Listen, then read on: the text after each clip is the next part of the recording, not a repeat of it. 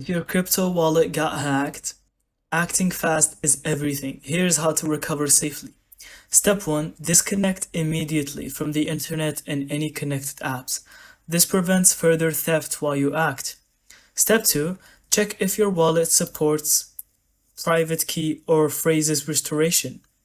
If you have your seed phrase, create a brand new wallet and move all remaining funds there. Do not use the compromised device. Step 3. Alert the blockchain platform or exchange you're using. Many have fraud or security teams that can flag suspicious transaction or freeze assets if caught early. Step 4. Scan your computer or phone for malware.